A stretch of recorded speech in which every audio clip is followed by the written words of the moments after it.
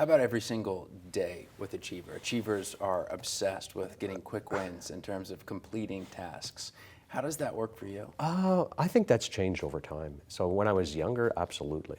In my career, it would be you have a to-do list, and a good day is when you knock all the items off the to-do list, Yep. regardless of the impact that you've had.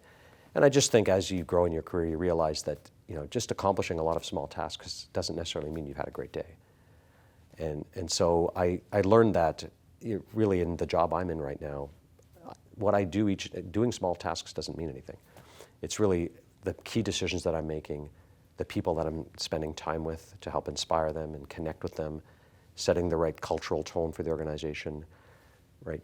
Just doing things that are not necessarily simple, small tasks is what's required for the position. So I've had to adapt that mindset to say, I have to let other people lead. I have to let other people do those decisions or make those, do those tasks. So it's sort of shifting from the player to the coach mode.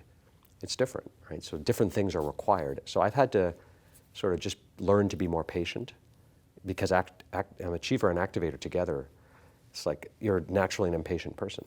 And so when the project teams would say it's going to take us this long to do something, I have this internal visceral reaction of, it's no way it should take that long, but I have to sort of keep that inside my body and just sort of say, well, can you explain why, and what are the gating items, and could we do some things in parallel, or what other types of things, what risk could be involved that we could take to speed it up, and should we think about maybe taking those risks? So you have to change your whole way of approaching it, but it's self-regulation. But at the end of the day, I am driven to achieve the objectives.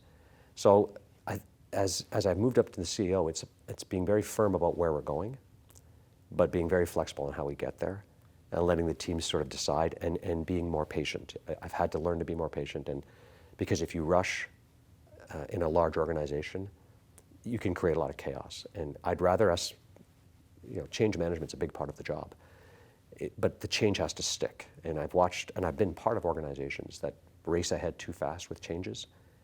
They don't work, you have to go back. And then that just really sets you back a long, long way. So it's better to be a little slower, a little bit more deliberative, persistent, but have the change stick so then you can just keep moving forward. I don't like the idea of 2 steps forward, 1 step back.